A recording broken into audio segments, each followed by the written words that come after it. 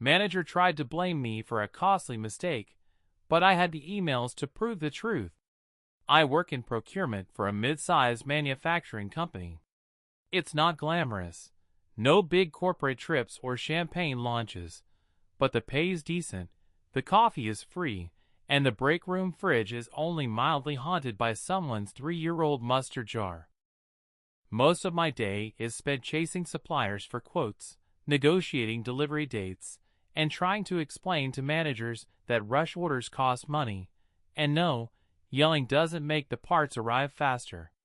My direct manager, Rick, is one of those people who starts every conversation with, "real quick," and then steals 45 minutes of your life. He's been in the company forever, wears the same 3 shirts on rotation, and walks like every hallway is his runway. He likes to remind everyone how much the place would fall apart without him, and unfortunately, upper management seems to believe it. Most people avoid crossing him. I thought I was doing a good job at that. A few weeks ago, we landed a massive order for custom machine parts. The client was a big deal, the kind of contract that gets executives talking in hushed voices and checking their phones every 5 minutes. Their production line was down, and every hour they weren't running was costing them thousands. The rush fee alone could have paid off my student loans twice over. Because of the stakes, I went through every step carefully. I confirmed the specs, double-checked the drawings, and sent them to Rick for final approval. He replied within 10 minutes, "Looks good, go ahead." I saved that email. Habit, not paranoia. We placed the order, paid for express production, and I tracked the shipment like it was a baby in an incubator. The supplier even called me to confirm the details one last time before cutting the metal. I thought we were bulletproof. The parts arrived exactly when they were supposed to. I opened the first crate, expecting a wave of relief. Instead, I felt my stomach drop. Wrong measurements. Wrong fittings. Not. Oops, wrong color. Wrong.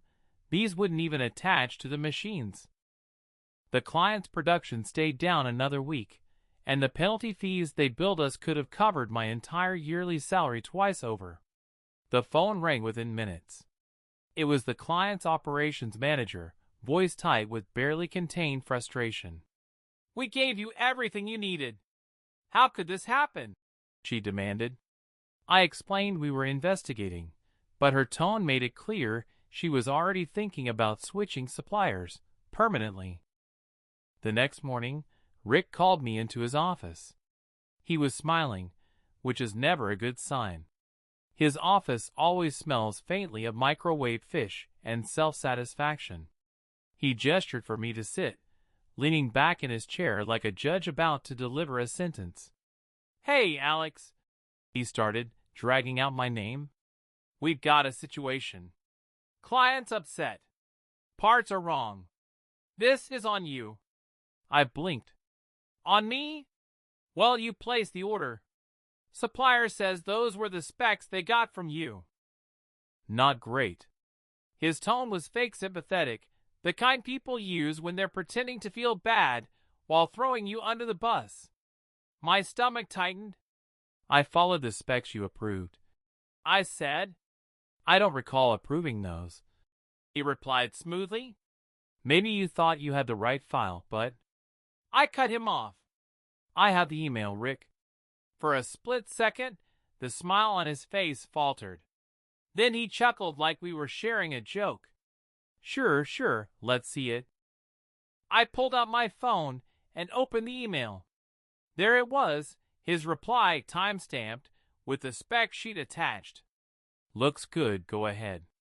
Rick's eyes skimmed the screen. He leaned back, crossed his arms, and said, Well, this changes things." By "changes things," he meant, I can't pin this on you without looking like an idiot. But instead of admitting it, he muttered something about needing to review the process, and waved me out like I was a delivery he hadn't ordered. I walked back to my desk thinking maybe it was over. I'd covered myself. I had proof. That's supposed to be the end of these things, right? Wrong. 3 days later, I got an email from HR asking me to come in for a quick discussion about recent events. The moment I walked into the HR office, I saw Rick sitting there, leaning back in the chair like he owned the place, hands folded, smiling that same practice smile. My coworkers noticed me walking past with that HR invitation in my hand. A few gave me sympathetic looks. One quietly mouthed, "Good luck," which did not inspire confidence. As I stepped inside and closed the door, I realized he hadn't given up. He was about to try something worse. HR's conference room always feels like it's been airlifted from a dentist's office. Neutral walls, fake plant in the corner, chairs that are just uncomfortable enough to keep you from relaxing. 2 people from HR were already seated when I walked in. Dana, who's been with the company for years and always wears a cardigan like it's part of her skeleton, and a younger guy I didn't recognize, probably new. Rick sat across from them, legs crossed, hands folded in his lap, looking like a cat about to watch a fishbowl tip over. "Alex, thanks for coming," Dana began, her voice calm but careful. "We wanted to talk about the recent issues with the Owens account." I took the seat farthest from Rick. "Sure. What's the concern?" Dana exchanged a glance with the new guy before continuing. "We've received some information suggesting there may have been a lapse in following procurement protocol. Specifically, the approval process for specifications on that order." Translation: Rick had been busy spinning his version of events. I stayed quiet, letting her continue. "Rick mentioned," she went on, "that he never formally approved those specs, and that there might be gaps in your documentation." I almost laughed. "I have the email, with his approval, and the attachments, dated and time-stamped." The new guy perked up, leaning forward slightly. "You're certain?" "Absolutely," I said, already pulling out my phone. I scrolled to the folder where I'd saved every correspondence about that project. "Here's the original email from Rick, approving the exact specs that went to the supplier. And here's the supplier's confirmation matching those specs. All in writing." Dana took the phone, reading carefully.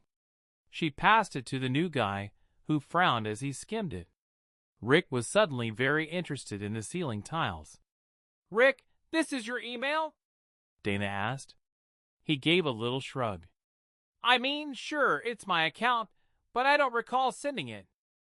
"Could have been a draft I forgot to. It's time-stamped and in the chain." I interrupted. "There's no way it's a draft. And you replied directly to my message." The younger HR rep looked at him. "This seems clear to me." Rick let out a small laugh, the kind people use when they're cornered but don't want to admit it. "Look, I'm not saying Alex is lying. Maybe there was a miscommunication with the supplier. Let's not make this a witch hunt." Dana's voice tightened just slightly. "Rick, you came to us with an allegation that suggested Alex was solely responsible for the issue.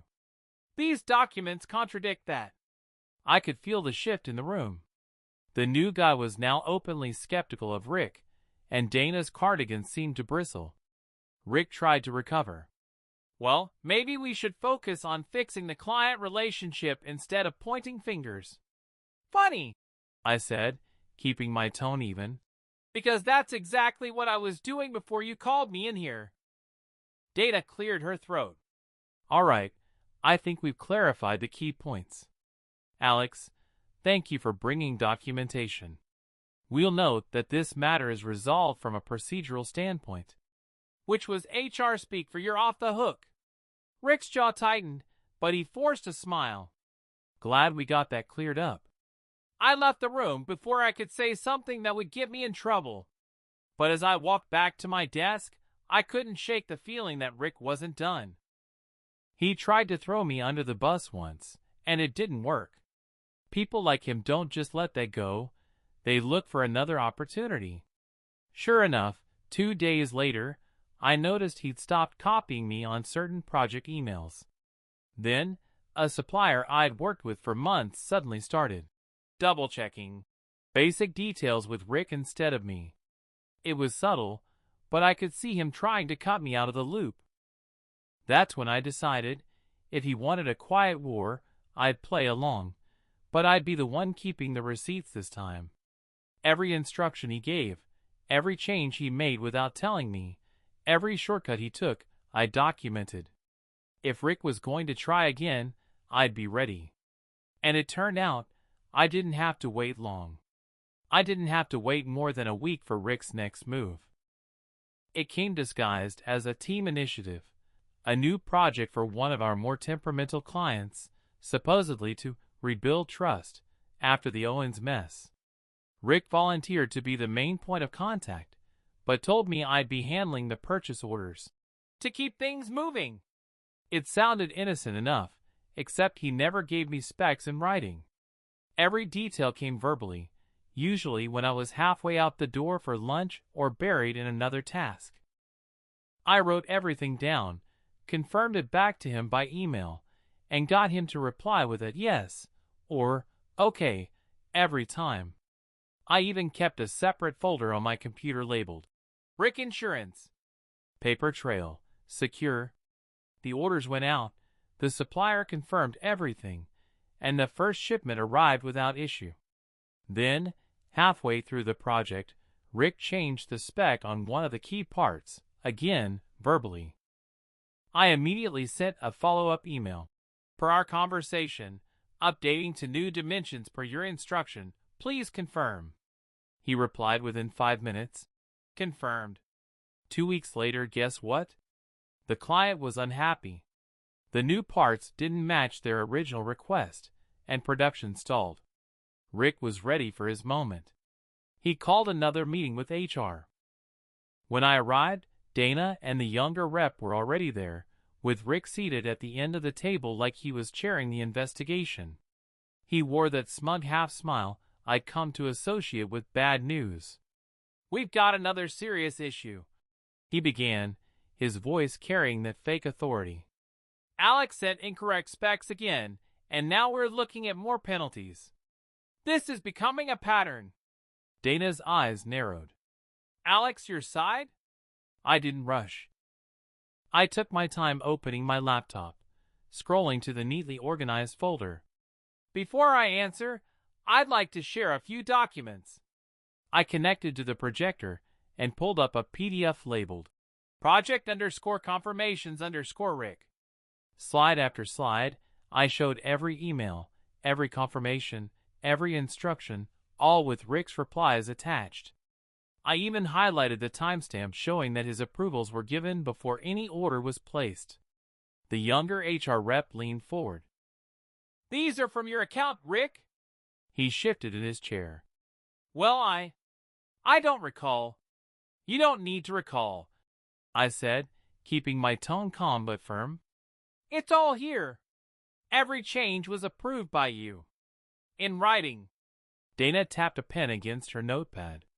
"Rick, this is the second time in less than a month you've made a serious allegation against Alex, and both times the documented evidence shows your direct involvement and approval."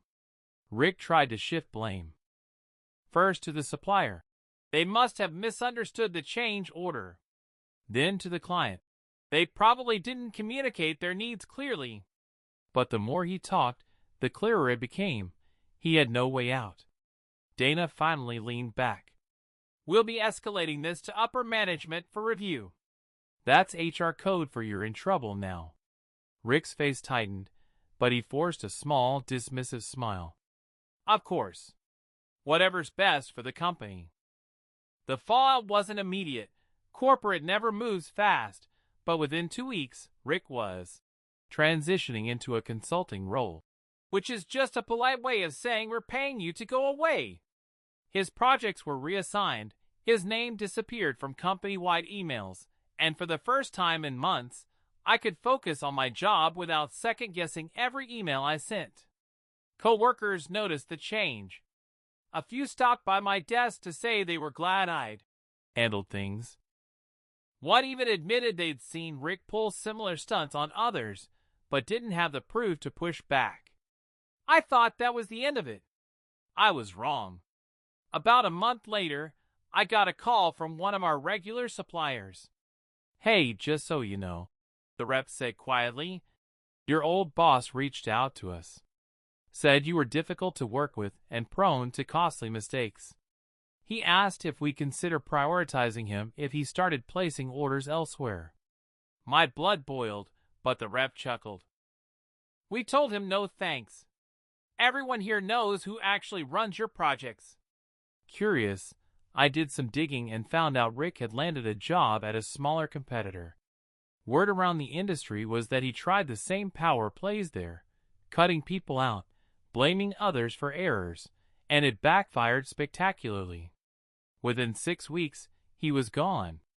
Again. The day I heard that news, I sat at my desk a little longer than usual, sipping my coffee. It wasn't joy, exactly. More like the quiet satisfaction of knowing that some people really do write their own endings, and Rick had just finished his second bad chapter. Sometimes, winning isn't about public recognition or promotions.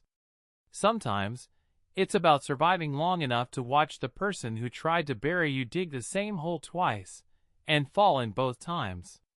If you enjoyed this story, make sure to like, subscribe, and hit the notification bell so you don't miss the next one. And if you've ever had a boss like Rick, share your experience in the comments. I read them all.